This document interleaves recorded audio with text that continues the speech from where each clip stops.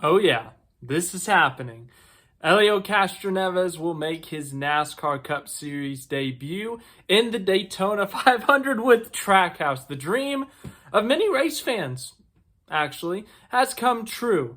Helio Castroneves, really hope I'm pronouncing that right. I'm going off of Lee Diffie's call from the Indy 500 when he won his fourth Indianapolis 500, and that is a big deal, by the way. But that is one of his most known things. He is tied for the most Indianapolis 500 wins of all time. He's won a few 24-hour of Daytona, I think, as well. It says it in the press statement, so let's get straight to this press statement, actually. Four-time Indy 500 winner Helio Castroneves to drive Trackhouse's Project 91 entry in Daytona 500.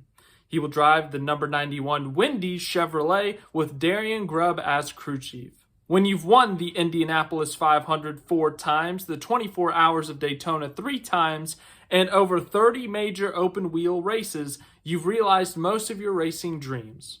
But for Helio Castroneves, there's one more entry he's about to add to his Hall of Fame resume: NASCAR's Daytona 500. He and Trackhouse Racing announced today the Sao Paulo, Brazil native will drive Trackhouse's Project 91 entry in the 2025 Daytona 500 on February 16th. The number 91 Chevrolet will carry the Wendy's livery during the 2025 Speed Weeks as he seeks to join Mario Andretti and AJ Foyt as the only drivers to win the Daytona 500 and Indianapolis 500.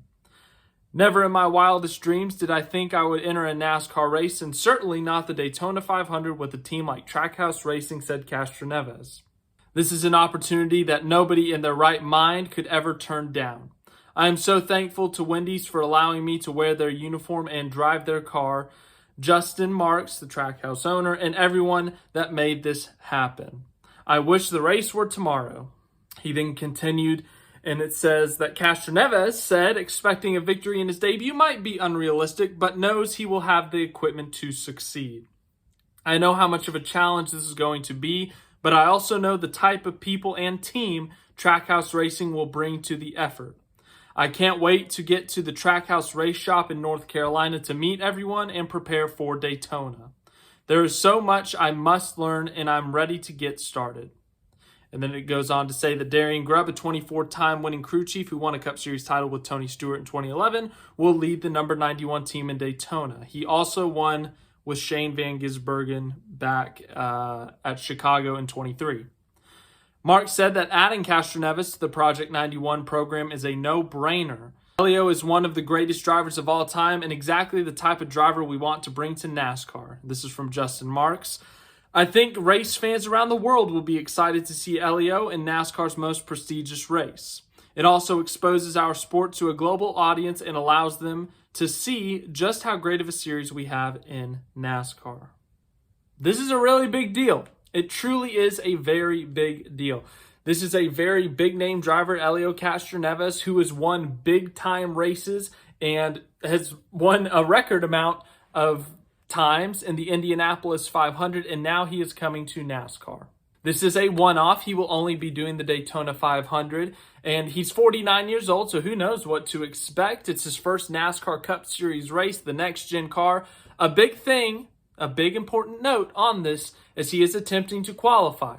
36 cars are guaranteed into the race. The field is 40, though, so there are 4 spots available in the Daytona 500, and according to Bob Pockrass, there are currently 4 confirmed entries that are open and then 4 extras. So that means as of right now, 4 teams will be missing the Daytona 500. So Castroneves is still going to have to qualify for the Daytona 500. It's not just him showing up guaranteed a spot. He's going to be in the race. He's going to have to win his way in the duel, or he's going to have to qualify his way in qualifying and be one of the fastest open cars.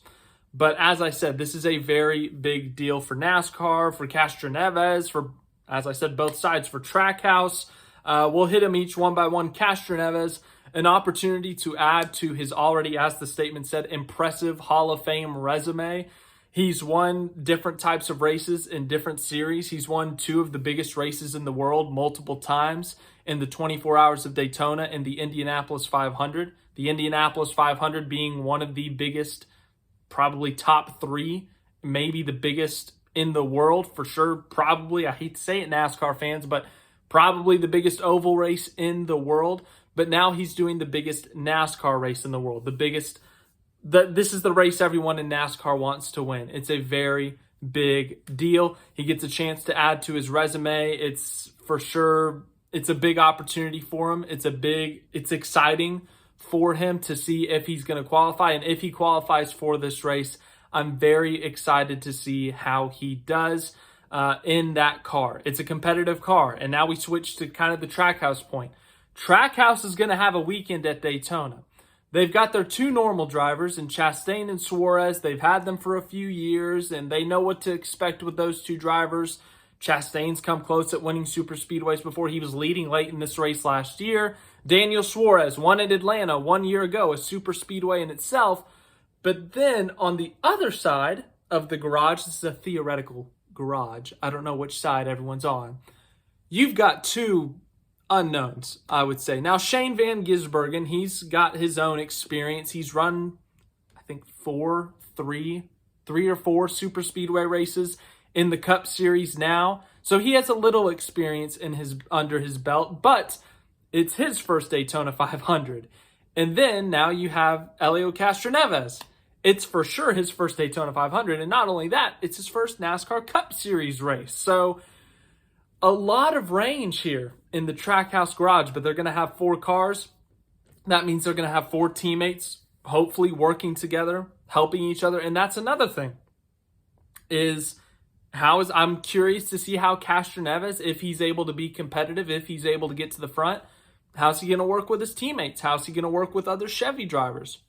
Just a curious point. I don't know. It may be nothing, but I'm just throwing that out there. And then to the NASCAR side, I've been saying this for years now, but I always love to see a driver from a different series, a driver from another country come over to the United States of America or come to NASCAR. In this case, Castroneves, he's Brazilian, but he raced in IndyCar here in the U.S. for decades. But I love to see this, and we've really seen a lot of it in the last 5 years. Yes, we had Marcos Ambrose, Juan Pablo Montoya, and, Kimi Räikkönen came over here for a couple weeks in the early 2010s. But the last, 5 years, it's really escalated. I mean, the biggest example, Shane Van Gisbergen, who came over, won Chicago, and now he's fully transitioned to NASCAR. But we've seen one-offs. Castroneves is going to be on that list now. But we've seen Kimi Räikkönen come back to NASCAR. We've seen other Australian supercar drivers. We've seen Brody Kostecki, Will Brown, Cam Waters. We've seen F1 drivers or ex-F1 drivers. Juan Pablo Montoya came back for a race. We saw Daniel Kvyat come over for a couple of races. And we've seen other random drivers. I think it was Kyle Tilley or something. Mike Rockenfeller. I mean, we've had a lot of international drivers come over in just the last 5 years alone, whether it's a one-off, whether it's doing a part-time schedule, or whether it's full-blown transitioning to NASCAR. We've seen it all now. In the last 5 years might be stretching it. Really the last 3 since the next-gen car. And that's kind of back to the Trackhouse point. Trackhouse has made it a point to add this Project 91 thing. They announced it back in 2022. Project 91 would be a part-time car open to international drivers or drivers from different racing series to compete in NASCAR, to give them a chance, give them a shot and say, hey, let's see how you do in NASCAR. Kimi Räikkönen's done it twice now, back in 2022. We saw Shane Van Gisbergen do it twice in 2023, including a win at Chicago that has escalated into him being a full-time NASCAR driver. We didn't see him last year, though, in 2024. No Kimi. Obviously, I already said SVG stuff, but no other drivers, and we didn't really know what was going to happen with Project 91 because now they added a third full-time team for SVG. Was that going to be it? They had their one success story. He's going to be a full-time driver now, and that's the end of Project 91? No. Project 91 is back. It's back in an explosive fashion, a big headline fashion with Helio Castroneves in the Daytona 500, the 4-time Indy 500 champion, attempting NASCAR. Very big deal across the book. Once again, if you ask me, I'm very excited to see how he does. I really hope he qualifies because it's a really, really cool story.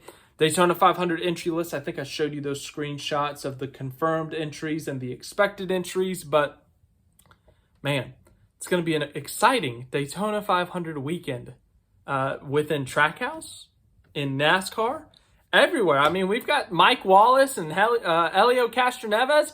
Who would have guessed those two would be competing for a spot in the Daytona 500? What a year 2025 is already. But thank you for watching this video. I hope you enjoyed it.